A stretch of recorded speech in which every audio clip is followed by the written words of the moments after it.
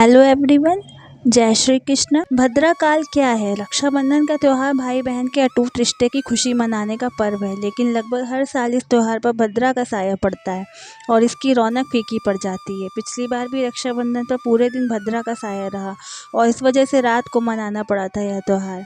आइए जानते हैं कौन है भद्रा। रक्षाबंधन के त्यौहार पर भद्रा लगभग हर साल भाई बहन के रिश्ते में बाधा बनती है। भद्रा की वजह से भाई बहन के रिश्ते की खुशियां मनाने वाले इस त्यौहार की अवधि कम हो जाती है। आखिर कौन है ये भद्रा और क्यों मानते हैं इन्हें अशुभ?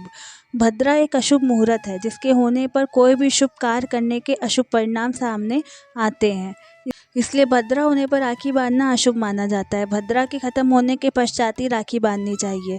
कौन है भद्रा? धार्मिक मान्यताओं और ज्योतिष के अनुसार भद्रा भगवान सूर्य और छाया की पुत्री और शनिदेव की बहन मानी जाती है। अपने भाई शनिदेव की तरह भद्रा का स्वभाव भी बहुत कठोर माना जाता है। वह हर शुभ कार्य में बाधा डालती थी। ऐसे में उनके पिता सूर्यदेव ने भद्रा पर नियंत्रण पाने के लिए ब्रह्मा जी से मदद मांगी। इसलिए ब्रह्मा जी ने उन्हें नियंत्रित करने के लिए पंचांग के प्रमुख अंग विष्टिकरण में स्थान दिया। उन्हें कहा कि भद्रा लगी होने पर कोई भी शुभ कार्य करना वर्जित माना जाएगा, लेकिन भद्रा के पश्चात उस कार्य को किया जा सकेगा।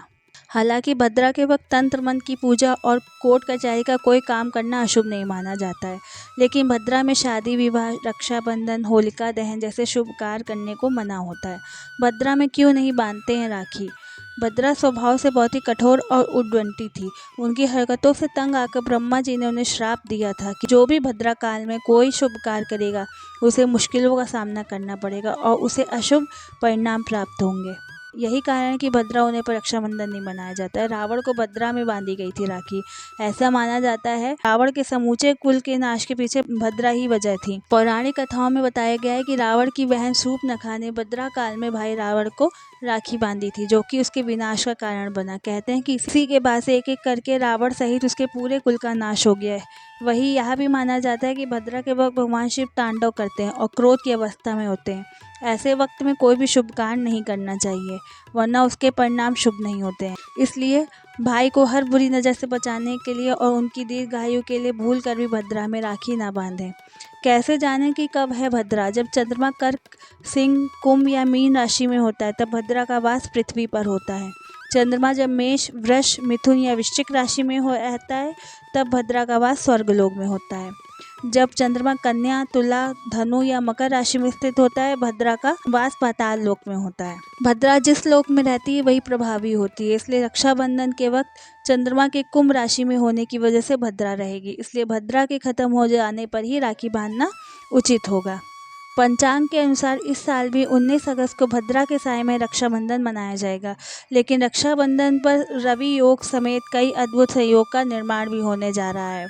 सनातन धर्म में हर साल सावन मास के शुक्ल पक्ष की पूर्णिमा तिथि को रक्षाबंधन मनाया जाता है। पंचांग के अनुसार इस साल 19 अगस्त को सर्वार्थ सिद्धि योग और रवि योग समेत कई अद्भुत संयोग में रक्षाबंधन मनाया जाएगा। इस दिन पर बहनें अपने भाई की कलाई पर राखी बांधने के शुभ मुहूर्त में तिलक और अक्षत लगाकर, मिठाई खिलाकर रक्षा सूत्र बांधती हैं और उनकी लंबी उम्र की कामना करती हैं।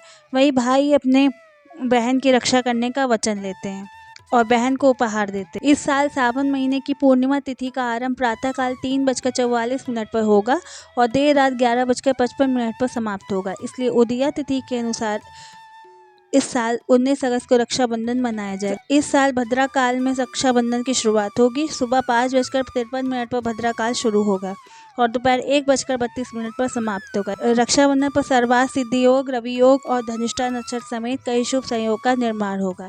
इस दिन सुबह 5:53 से लेकर 8:10 तक सर्वार्थ सिद्धि योग और रवि योग का निर्माण होगा। राखी बांधने का उत्तम मुहूर्त क्या है? रक्षाबंधन के दिन दोपहर 1:32 से लेकर 4:20 तक राखी बांधने का शुभ मुहूर्त है। इसके अलावा प्रदोष काल में शाम 6:56 से लेकर 9:08 पर भी राखी बांध सकते हैं। अगर आपको मेरा ये वीडियो पसंद आया हो तो प्लीज़ लाइक, शेयर, सब्सक्राइब कीजिएगा। Thank you. जय श्री कृष्णा।